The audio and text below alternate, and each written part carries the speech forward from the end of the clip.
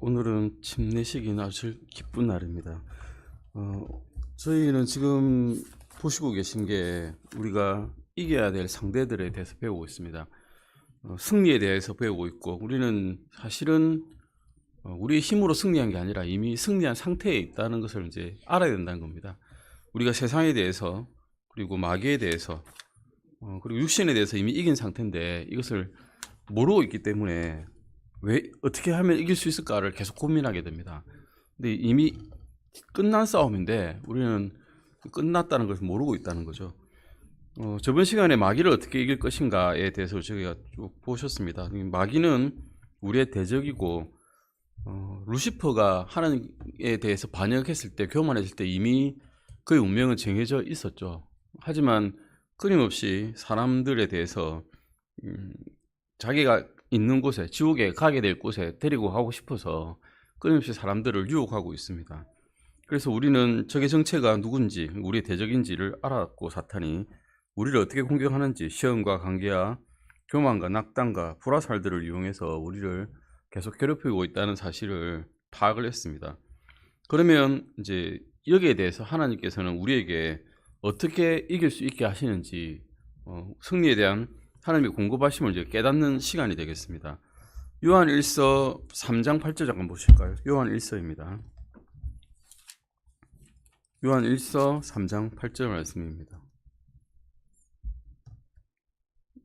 요한 1서입니다. 요한 1서 3장 8절 말씀입니다. 같이 읽으시겠습니다. 죄를 범하는 자는 마귀에게 속하나니 이는 마귀가 처음부터 죄를 짓기 때문이니라.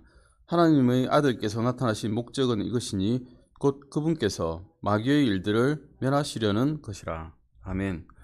주님께서 오신 이유는 여기서 말씀하고 계시죠.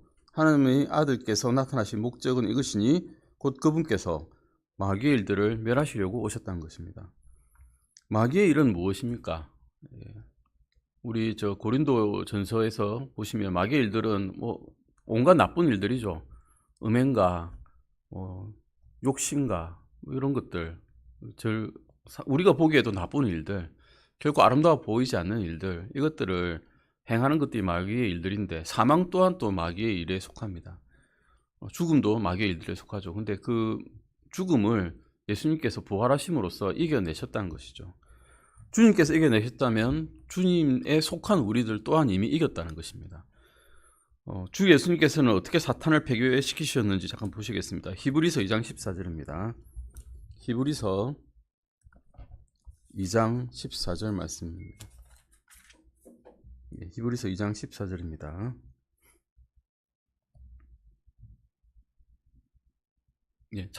찾으셨으면 읽어보시겠습니다. 2장 14절입니다.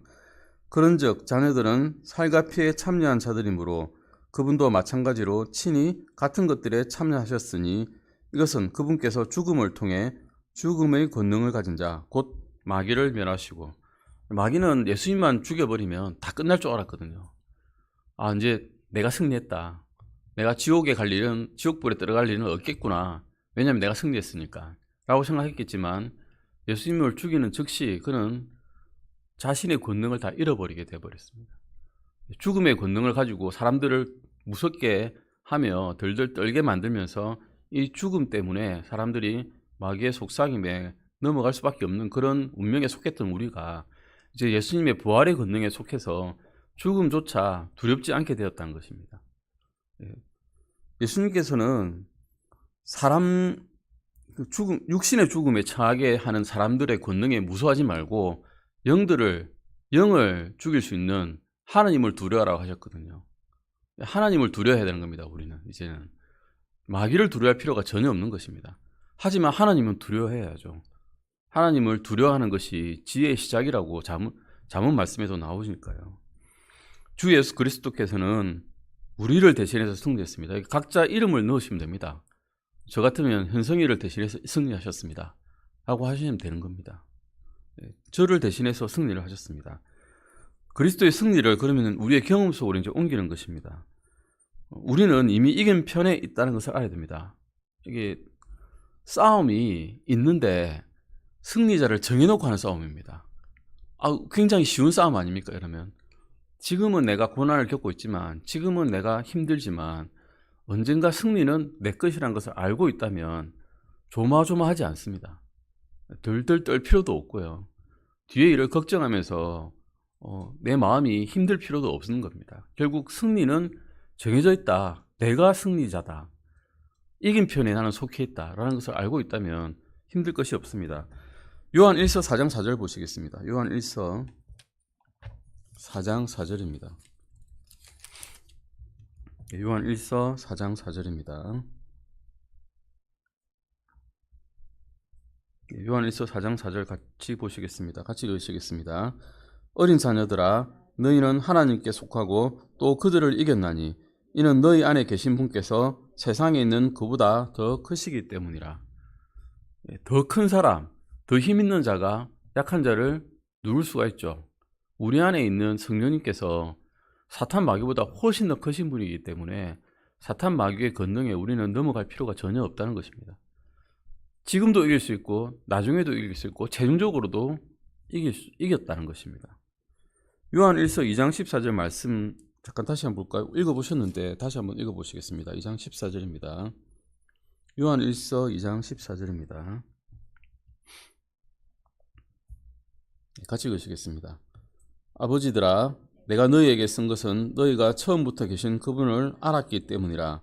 젊은이들아, 내가 너희에게 쓴 것은 너희가 강하고 또 하나님의 말씀이 너희 안에 거하며 너희가 그 사악한 자를 이겼기 때문이라. 우리가 가끔 질 때가 있습니다. 가끔 생활에서. 아니면 자주 질 때도 있죠. 지는 이유는 딱 한 가지 때문입니다. 하나님의 말씀이 우리 안에 거하지 않을 때입니다.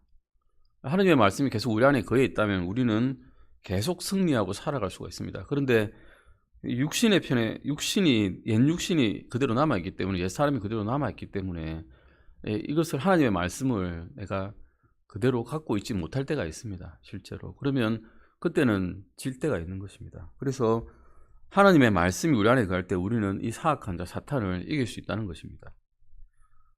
에베소서 6장 13절 말씀입니다. 에베소서 6장 13절입니다. 그러면 하나님의 말씀을 우리가 어떻게 이 세상에 살면서 가지고 있을 수 있는지를 에베소서 6장 13절에서 말씀하고 있습니다.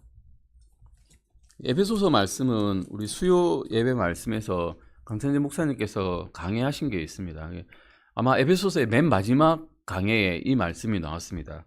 그대로 제가 이 자료를 가지고 왔습니다. 그 자료를 보시면 하나님의 말씀이 어떻게 우리에게 전신갑주를 입혀주시는지 알 수가 있습니다. 같이 한번 읽어보시겠습니다. 에베소서 6장 13절에서 18절까지 한번 읽어보시겠습니다. 같이 읽으시겠습니다. 그러므로 너희가 악한 날에 버텨내고 모든 일을 행한 뒤에 설 수 있도록 하나님의 전신갑주를 취하라. 그러므로 서서 진리로 너희 허리를 동여매고 의의 흉갑을 입으며 화평의 복음을 예비한 것으로 너희 발을 신고 모든 것 위에 믿음의 방패를 취해 그것으로 너희가 능히 그 사악한 자의 모든 불화살을 끄며 구원의 투구와 성령의 검 곧 하나님의 말씀을 취하라. 모든 기도와 간구로 성령 안에서 항상 기도하며 모든 성도들을 위해 모든 인내와 간구로 그 일에 깨어있고 라고 말씀하고 계십니다. 여기서 보실 때 우리는 무엇을 입어야 된다고 합니까? 하나님의 전신갑주를 입어야 된답니다. 첫 번째 전신갑주에 속한 것이 있습니다. 먼저 진리로 너희 허리를 동여매라고 하고 계시죠. 진리로. 진리란 무엇입니까? 성령님께서 진리시고 예수님께서 진리시고 하나님의 말씀이 또한 진리입니다. 진리로 허리를 매라 이 말은 로마 병정들이 전쟁에 나갈 때 모든 갑주를 입습니다. 칼이 들어오더라도 화살이 와더라도 자기 몸에 박히면 안 되니까요. 그래서 먼저 진리의 허리를 동여맵니다. 무슨 옷을 입을 때 바지를 입는데 바지에 허리띠를 매지 않으면 어떻게 될까요? 바지가 줄줄 내려가겠죠. 바지가 줄줄 내려가면 뛸 수가 있겠습니까? 걸을 수가 있겠습니까? 그래서 진리의 띠로 먼저 허리를 동여매는 겁니다. 그래야 우리가 걸어 나갈 수가 있으니까요. 그 다음에는 무엇을 합니까? 화평의 복음을 예배한 것으로 신발을 신습니다. 복음이 신발입니다. 우리 탕자의 비유에서 봤을 때 탕자가 돼지우리에서 탈출해가지고 자기 아버지에 왔을 때 아버지가 제일 먼저 하신 게 무엇이었습니까? 신발을 신겨줬습니다. 그 맨발로 왔겠죠. 아무것도 가진 게 없으니까. 맨발로 오면 발이 어떻겠습니까? 돌뿌리에 채이고 차이고 뭐 가시 같은 게 뾰족하게 있으면 찔리고 걸을 수가 없습니다. 발이 퉁퉁 붓고 아프니까 어떻게 할 수가 없죠. 그래서 먼저 신발을 신겨줘서 그 발을 보호해 주셨죠. 우리가 이 세상에 살아가면서 뚜벅뚜벅 걸어 나갈 때 이 화평의 복음의 신발이 없으면 우리는 하나님의 일을 하나도 진전시킬 수가 없습니다. 그래서 화평의 복음의 신발을 주셨습니다. 두 번째는, 또 세 번째는 무엇입니까? 믿음의 방패를 취하게 하셨죠. 예, 믿음의 방패입니다. 우리가 믿는 것으로 방패를 취하는데 방패는 무엇일까요? 적의 공격이 오면 한 손으로 잡고 그것을 막는 겁니다. 한 손에는 방패, 한 손에는 성령의 말씀인 칼, 공격과 방어가 가능한 그런 태세를 취하라는 겁니다. 로마 병사들은 다 이렇게 싸웠습니다. 방패를 있어야 화살이 날아오면 막아내고 적이 칼이 휘둘러 치면 방패로 튕겨내고 이런 식으로 싸우는 겁니다. 세 번째는 무엇입니까? 구원의 투구입니다. 구원의 투구는 우리가 구원을 받았다는 사실을 모른다면 우리는 아무것도 못합니다. 솔직히 말해서. 구원받지 않은 사람이라면 이거 다 갖고 있어도 아무 소용이 없습니다. 구원의 투구란 것이 뭔가 하면 머리를 보호하는 것입니다. 우리 머리를 보호해야 머리가 깨지면 어떻게 됩니까? 아무것도 못하죠. 지시를 내리는, 지령을 내리는 제일 중심부가 없기 때문에 아무것도 못하기 때문에 구원이라고 하는 이 강력한 투구로 우리 머리를 보호하는 것입니다. 그 다음에 이제 유일한 공격 도구가 나옵니다. 성령의 검입니다. 성령의 검은 바로 해설이 나오죠. 무엇인지 곧 하나님의 말씀이란 겁니다. 우리의 유일한 공격 도구입니다.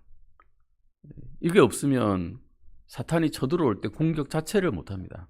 방어만 하다가는 우리가 어떻게 진전이 안 되죠.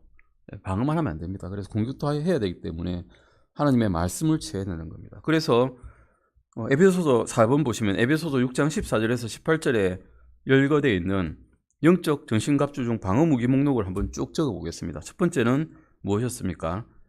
진리의 허리띠였습니다. 두 번째는 의의 흉갑이었고 세 번째는 화평의 복음의 신발입니다. 네 번째는 무엇입니까? 믿음의 방패였고요. 다섯 번째는 구원의 투구였습니다. 이것이 이제 우리의 방어무기입니다. 그 다음에는 무엇일까요? 공격무기입니다. 유일한 공격무기. 성령의 검, 곧 하나님의 말씀이 우리의 공격무기입니다. 그런데 이것만 갖고 있으면 될까요? 무기 다 갖고 있습니다. 공격무기도 있고 방어무기도 있죠. 그런데 이 하나님의 군사가 영적 갑옷을 다 입고 전신갑주를 다 입고 가만히 있습니다. 가만히 있으면 아무것도 안 되지 않습니까? 무기 다 있고 방어무기 다 있는데 아무것도 안 하고 가만히 있으면 그냥 서 있는 채로 장식품일 뿐입니다. 그래서 주님께서는 18절에서 모든 기도와 간구로 성령 안에서 항상 기도하라고 하십니다. 기도하고 찬송하는 것이 중요하다는 겁니다. 여기서 기도하라고 하시고 계십니다. 다 갖췄다고 되는 게 아니라 열심히 기도해야 됩니다. 우리의 필요를 위해서도 기도하고 다른 사람의 필요를 위해서도 기도하고 우리나라의 필요를 위해서도 기도하셔야 됩니다. 야고보서 4장 7절 잠깐 보시겠습니다. 야고보서 4장 7절입니다. 야고보서 4장 7절 말씀입니다. 4장 7절 같이 읽으시겠습니다. 그러므로 하나님께 복종하라. 마귀를 대적하라. 그러면 그가 너희에게서 도망하리라. 하나님께 복종하고 마귀를 대적하면 그가 우리와 싸울 것이라고 하지 않고 그가 도망간다고 하셨습니다. 마귀는 사실은 아무것도 아닌 존재란 겁니다. 이미 이 상태에서 보시면 우리가 하나님께 속해져 있다라는 그 자체를, 그리스도를 믿고 있다, 이것만 가지고 있으면 우리 옛날에 생각했던 그 귀신의 존재, 이게 아무것도 아닌 겁니다. 그냥 허풍선이고 그림자일 뿐이란 것입니다. 지금도 어떤 교회에서는 마귀의 능력을 굉장히 대단한 것처럼 포장을 해가지고 우리가 이 마귀와 싸우기 위해서는 이런 것도 해야 되고 저런 것도 해야 되고 이게 율법주의에 들어가 있는 교회들이 꽤 많습니다. 근데 사실은 알고 보면 마귀는 아무것도 아니란 겁니다. 하나님의 말씀만 따르면 허풍선이고 그림 자체는 없어질 존재이기 때문에 마귀를 두려워할 필요가 전혀 없다라고 말씀하고 계십니다. 그래서 우리는 하나님의 말씀에 순종하고 그냥 대적만 하면 그가 도망간다는 것입니다. 베드로전서 5장 9절 잠깐 보시겠습니다. 베드로전서 5장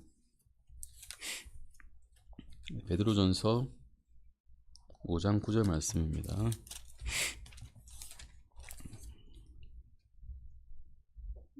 베드로전서 5장 9절입니다. 같이 읽으시겠습니다. 믿음에 굳게 서서 그를 대적하라. 세상에 있는 너희 형제들도 동일한 고난을 겪는 줄 너희가 아느니라. 이렇게 믿기만 하면 사탄이 물러간다라고는 하고 있는데 믿음이 흔들릴 때가 있죠. 믿음이 갈대처럼 왔다 갔다 할 때가 있습니다. 왜냐하면 신자에는 두 가지 종류가 있거든요. 이게 우리가 항온동물 아시죠? 항온동물은 뭐 포유류 같은 게 다 항온동물이죠. 토끼나 뭐 우리도 똑같고, 근데 변온동물도 있습니다. 도마뱀 같은 거 변온동물이죠. 환경의 변화에 따라서 왔다 갔다 하는 우리 믿는 사람이 있고, 믿기는 믿는데 환경 변화에 따라서 민감한 사람이 있고, 환경 변화에 흔들리지 않는 항온동물 같은 사람이 있습니다. 이런 믿는 자는 항온동물 같은 믿는 자가 돼야 된다는 겁니다. 그러지 않으면 흔들려가지고 변온동물처럼 믿음이 식었다가 확 올랐다가 식었다가 확 올랐다 이러면 이게 스테드패스트라고 우리가 믿음에 굳게 선다라고 이야기하는데 굳게 서 있지 못하는 겁니다. 그러면 우리는 주님께서 보시기에 별로 썩 좋은 신자는 아니죠, 사실. 그러면 그래서 우리 믿음에 굳게 서서 사탄을 대적하라고 하시는 겁니다. 이 베드로전서 5장 9절 말씀에 우리는 무엇에 굳게 서서 그를 대적해야 되냐 물어보시면 우리의 기반은 믿음이란 것입니다. 믿음은 단순하죠.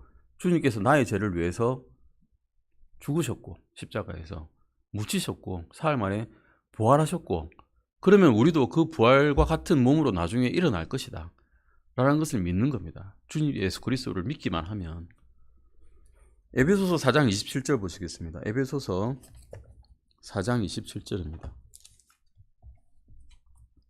에베소서 4장 27절입니다.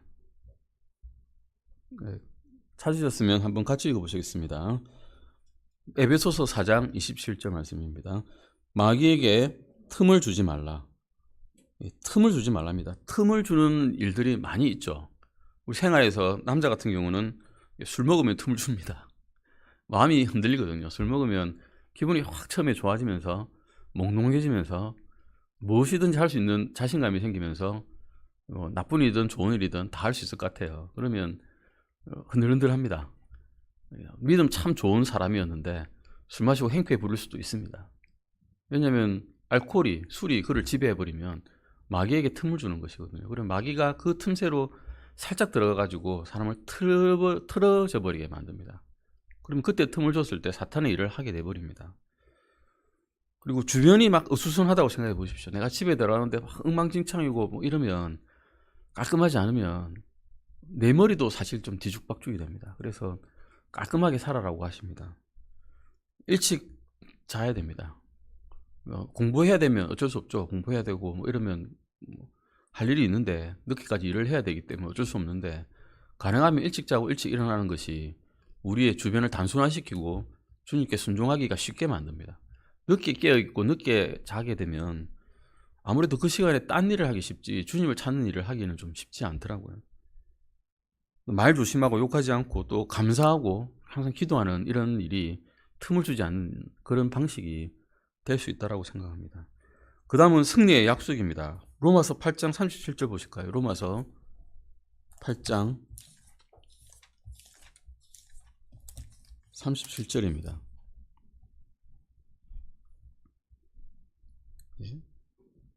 저는 이 말씀을 듣고 이게 도대체 무슨 말인가 처음에 생각했어요. 한번 같이 읽어보시겠습니다.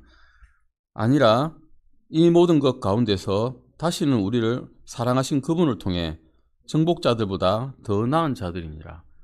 정복자들보다 더 나은 자들, 이게 무슨 말일까 도대체. 뭐 영어로 찾아봐도 잘 모르겠더라고요. In all these things we are more than conquerors. through him that loved us. 우리를 사랑하셨기 때문에 우리가 정복자들보다 좀 더 나은 사람이다. 정복자들 하면 우리 알렉산더 생각하죠. 알렉산더를 생각해 보니까 약간 이해가 되기도 하던데, 그는 정복을 많이 했습니다. 온 세상을 다 정복했는데 정복하는 과정에서 죽었죠. 다쳤죠. 다치고 죽었거든요. 그리고 그의 부하들도 다치고 수많은 사람들이 죽었을 것입니다. 그런데 주님께서 우리를 사랑하셔서 우리를 승리자의 길로 반일로 들어서게 하셨을 때 우리는 다칠 일이 없는 겁니다. 이제는 모든 것을 다 바쳐서 정복한 알렉산더보다 나은 사람이다 라고 말씀하시는 것 같아요. 다칠 일이 없고 모든 것을 다 가질 수 있는 그런 사람들이 되었다. 그래서 너는 정복자들보다 나은 사람이라고 말씀하시는 것 같았습니다. 이 모든 일에 우리는 정복자들보다 나은 사람이라고, 그러니까 모든 것을 가질 수 있는 그런 사람이다 라고 말씀하신 것 같았습니다. 그래서 우리는 승리를 이미 보장받았다는 겁니다. 정복자들은 힘을 써야 군대를 파견하고 죽임이 있고 죽임을 당하고 이런 일이 있어야 정복을 하는데, 우리는 주님께서 이미 승리하셨기 때문에 그냥 거기 들어가기만 하면, 주님의 말씀을 믿기만 하면, 주님의 죽음에 동참하기만 하면 이미 정복한 승리자라는 것입니다. 고린도전서 15장 57절입니다. 그래서 이렇게 이미 선포하고 있습니다. 고린도전서 15장 57절입니다.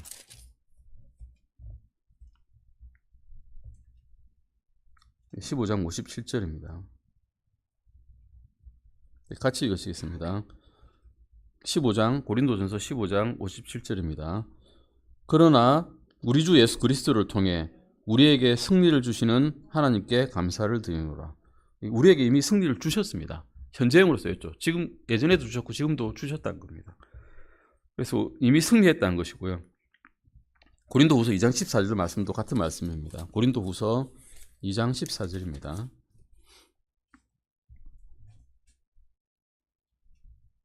같이 읽으시겠습니다.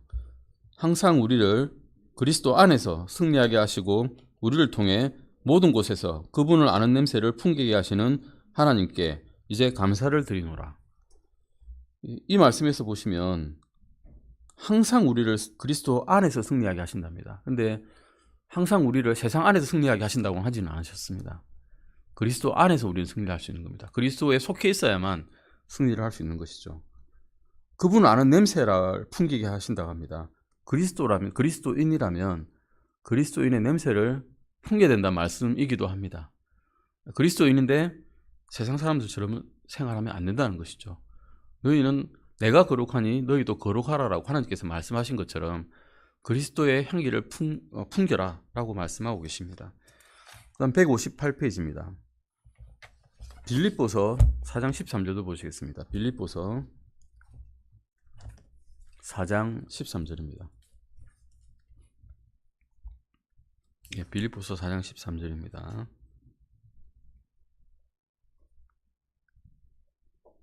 같이 읽으시겠습니다. 나를 강하게 하시는 그리스도를 통해 내가 모든 것을 할 수 있느니라.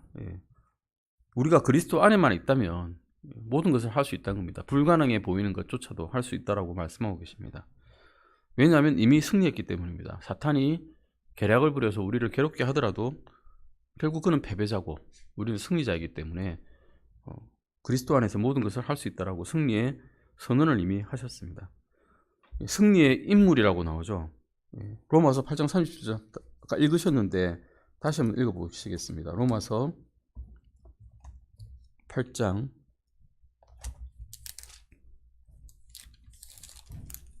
37절입니다. 37절만 읽으면 좀 이해가 안 되실 수도 있기 때문에 제가 31절부터 39절까지 같이 한번 읽어보시겠습니다. 로마서 8장 31절부터 39절까지입니다. 같이 한번 읽어보시겠습니다. 그러면 이 일들에 대해 우리가 무슨 말을 하겠느냐? 만일 하나님께서 우리를 위하시면 누가 우리를 대적할 수 있느냐? 자신의 아들을 아끼지 아니하시고 우리 모두를 위해 그분을 내주신 분께서 어찌 그 아들과 함께 또한 모든 것을 우리에게 값없이 주지 아니하시겠느냐? 누가 하나님께서 선택하신 자들을 무슨 일로 고소하겠느냐? 의롭다 하시는 분은 하나님이신데 정죄하는 자는 누구냐? 죽으신 분은 그리스도시요 참으로 다시 일어나신 분도 그리스도신데 그분께서는 바로 하나님 오른쪽에 계시며 또한 우리를 위해 중보하시느니라. 누가 우리를 그리스도의 사랑에서 떼어놓겠느냐? 환난이나 공경이나 핍박이나 기근이나 벌거벗음이나 위험이나 칼이겠느냐? 이것은 기록된 바 주로 인해 우리가 종일토록 죽임을 당하며 도살당할 양같이 여겨졌나이다 한가 같으니라.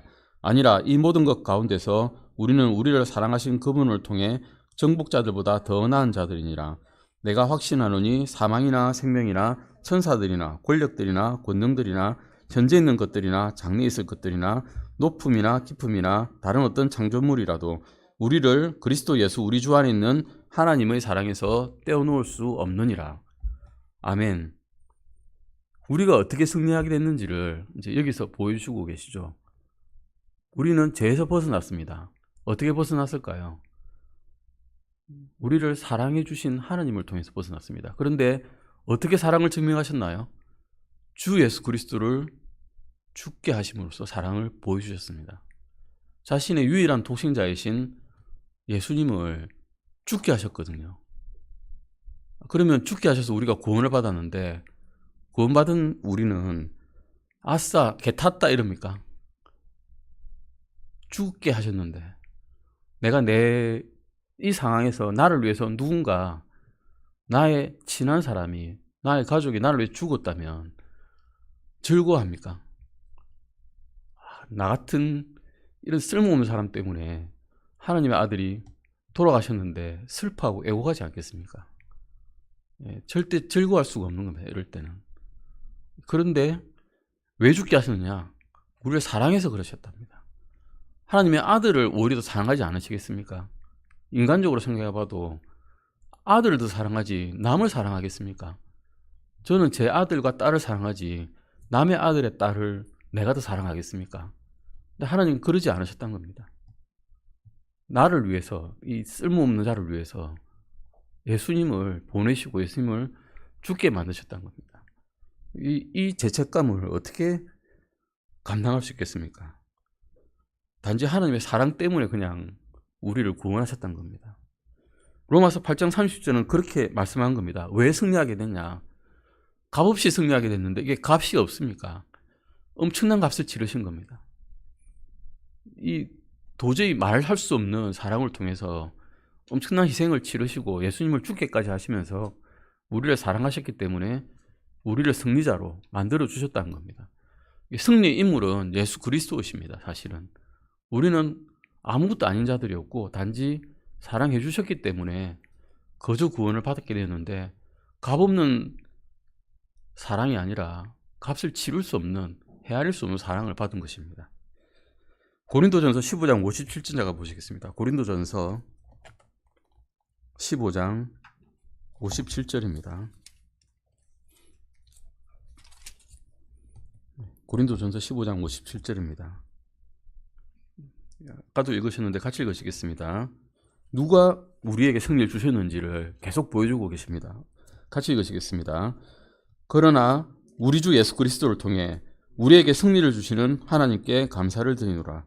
이미 승리하셨고 지금도 살아계셔서 하나님의 우편에서 중보를 하시면서 우리에게 계속 승리를 주시는 하나님, 우리 주 예수 그리스도께 계속 감사를 드리는 것입니다. 우리 할 일은 사실은 그것밖에 없다는 겁니다. 우리가 무엇을 해서 구원을 얻겠습니까? 기독교만큼 이상한 종교가 사실은 없습니다. 불교 가면 첨배해야 됩니다. 뭐가 깨달음을 얻으려면. 누구에게 첨배합니까? 스님한테 가면 스님이 일단 첨배하고 오세요 이럽니다. 내하고 말 섞지 말고 일단 첨배하고 오시라 그럽니다. 뭐 종교의 진리를 깨닫고 이런 거 없습니다. 일단 첨배하십시오. 말하면서 끌려면 첨배해야 됩니다.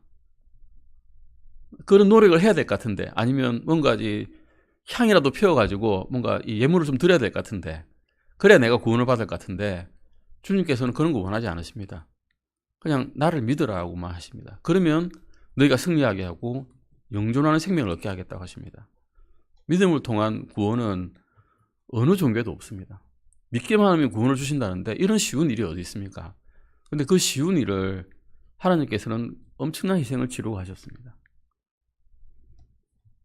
그래서 우리는 그리스도 안에서 승리하게 하시는 하나님께 감사할 뿐입니다. 빌립보서 4장 13절 보시겠습니다. 빌립보서 4장 13절입니다. 방금 읽으셨습니다. 제가 읽겠습니다. 나를 강하게 하시는 그리스도를 통해 내가 모든 것을 할 수 있느니라. 이제 이해가 되시죠? 그런 엄청난 희생을 치러 주셨는데 내가 뭘 못하겠습니까? 그러면 다 할 수 있는 겁니다. 뭘 시키셔도 순종할 수가 있습니다. 이제는.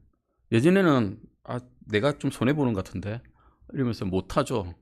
하기도 싫고. 그런데 지금은 하나님께서 이렇게 나를 위해서 해주셨는데 내가 못할 게 뭐 있겠느냐라는 생각이 듭니다. 그런 마음이 듭니다. 성령님께서 그런 마음을 부어주십니다. 사실 우리 마음은 그런 게 없습니다. 우리 속에는. 근데 성령님께서 그런 마음을 부어주십니다. 이것이 이제 승리의 길이라는 것입니다. 우리는 세상과 육신과 마귀를 이기는 이런 승리의 단계를 보았습니다. 적을 파악하고 적의 정치가 뭔지 알고 그 다음에 이것을 하나님께서 무엇을 우리에게 공급해 주시는지 깨닫고 그리고 그것을 내 경험으로 옮기는 것을 통해서 우리는 승리할 수 있다고 보셨는데 이렇게 공통된 주제가 있습니다. 이 프린트가 좀 희미하죠.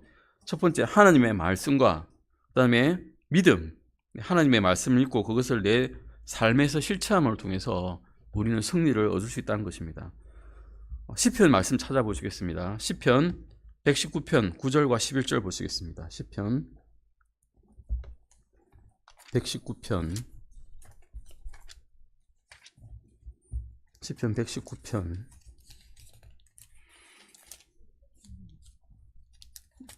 9절과 11절입니다. 같이 한번 읽어보시겠습니다. 시편 찾으셨으면 119편 9절과 11절 읽으시겠습니다. 청년이 무엇으로 자기 길을 깨끗하게 하리이까? 주의 말씀에 따라 자기 길을 조심함으로 하리이다. 11절입니다. 내가 주께 죄를 짓지 아니하려고 주의 말씀을 내 마음속에 숨겼나이다. 이 마음속에 하나님의 말씀을 숨기면 우리에게 일어나는 일은 이것입니다. 죄를 짓지 않도록 하십니다. 최소한 이건 안 될 거예요. 로마서를 읽으면서 내가 죄를 짓고 싶다는 생각을 들지는 않을 겁니다. 최소한. 다른 일을 하면서는 잠깐 까먹고 그 일을 할 수 있겠죠. 근데 내 마음속에 로마서가 계속 읽혀지고 나간다면 죄를 짓고 싶어도 지을 수가 없습니다. 너무 찔리고 너무 은혜가 되기 때문에 도저히 그렇게 할 수가 없습니다. 근데 그 손을 놓고 이제 하나님의 말씀을 잊어버리고 내가 죄를 지으려는 본성이 막 들어섰을 때는 하나님의 말씀을 막 눈을 감고 싶죠. 내가 이미 저지르고 난다면 더 감고 싶고 그러면 죄는 조금 더 들어옵니다. 그리고 조금 더 들어오고 조금 더 들어오면 죄가 우리를 침식해 버립니다. 그럼 하나님의 말씀에서는 더 멀어지게 됩니다. 그래서 하나님의 말씀을 가까이 하라라고 시편 말씀에서 분명히 말씀하고 계십니다. 말씀 있는 동안에는 최소한 죄를 지을 마음이 안 드니까요. 마태복음 26장 41절 보시겠습니다. 마태복음 26장 41절입니다. 마태복음 26장 41절에 유혹에 빠지기 위한 것을 피하기 위해서 반드시 해야 되는 두 가지라고 말씀하고 계신데요. 같이 읽으시겠습니다. 너희가 시험에 빠지지 않게 깨어 기도하라. 참으로 영은 원하나 육이 약하도다 하시니라. 예수님께서는 다 아셨어요. 그러니까 너희가 구원받고 난 다음에 영은 참 원하는구나. 왜냐하면 하나님 주님께서 부어주신 영이니까 당연히 원하시죠. 하나님에 더 가까워지고 싶은데 우리의 옛사람은 그렇지 않습니다. 옛사람은 옛보성 그대로 있으려고 합니다. 그래서 주님께서는 이렇게 너희가 시험에 빠지지 않도록 두 가지를 원하셨습니다. 첫 번째는 깨어있어라. 두 번째는 기도하라. 깨어있고 기도해라. 깨어있는 동안에 기도한다면 죄에 빠지기가 어렵습니다. 사실은 잠에 빠지는 거죠. 영적인 잠. 이게 잠은 그냥 육적인 잠 말하는 게 아니고요. 육적인 잠이 아니라 영적인 잠입니다. 영적인 어둠 속에 계속 속해 있으면서 나쁜 것만 쫓다 보면 계속 거기에 침식되어가지고 그 길만 가게 됩니다. 왜냐하면 육신은 쾌락을 원하거든요. 감각적이기 때문에 아주 좋아 보이는 것, 눈에 이제 육신의 정욕, 안목의 정욕 다 따라가게 되어 있기 때문에 영적으로 깨어가지고 기도하라고 말씀하고 계십니다. 이것이 우리가 해야 되는 승리를 위한 비결이라고도 할 수 있습니다. 고린도후서 10장 5절은 이제 암송 구절인데요. 한번 찾아보실까요? 고린도후서 10장 5절입니다. 고린도후서 10장 5절 말씀입니다. 우리가 나쁜 생각이 들 때, 우리의 교만이 고개를 쳐들 때 어떻게 해야 되는지 그 생각을 처리하는 방식을 말씀해 주고 계십니다. 같이 읽으시겠습니다. 우리는 상상하는 것들과 또 하나님은 아는 것을 대적하여 스스로를 높이는 모든 높은 것을 무너뜨리고 모든 생각을 사로잡아 그리스도께 순종하게 하며, 이럴 때 이런 생각들이 들면 그것을 예수님 발치로 들고 가서 주님, 제가 이런 생각을 가지고 있습니다. 회개합니다. 라고 들고 나가서 주님께 알리는 것이 우리가 이런 승리하는 방식이라는 것을 말씀해 주시고 계십니다. 다음 시간에는 증인의 삶을 우리가 할 건데 시간이 좀 너무 많이 남긴 했는데, 증인의 삶은 우리가 그리스도의 성장을 위한 6단계를 공부할 때 영어로는 GROWTH, 그로스라고 하는데, 그로스가 이제 앞자를 딴 겁니다. 고, 뭐 가라는 거죠. 가고, 리드, 읽어라. 그 다음에 오베이, 순종하라. 그 다음에 나오는 게 증언하라는 겁니다. 우리가 가서 읽었고 하나님의 말씀 알았으면 그게 순종하고 나면 해야 될 일이 증언하는 겁니다. 증언은 무엇일까 하면 법정의 증인을 생각하면 됩니다. 내가 딴 사람 말을 들었는데 이렇게 말을 합디다 라고 하는 게 증인이 아니고요. 내가 본 것대로 증언하는 것이 증인입니다. 내가 예수님의 행적을 보았는데 예수님께서 이렇게 하셨습니다 라고 하는 것이 증인이죠. 내가 이런 일들을 겪었는데 예수님께서 나에게 이렇게 해주셨습니다 라고 말씀하는 것이 증인입니다. 그 다음에는 TH, thanks, 감사하고 honor, 하나님께 영광을 돌리는 것, 그것이 이제 증인의 삶이라고 말씀하고 계십니다. 다음 시간에는 이런 증인의 삶에 대해서 공부하시고, 오늘은 여기까지 그리스도인의 성장의 ABC 중에서 승리의 과에 대해서 배웠습니다. 기도하시고 마치겠습니다.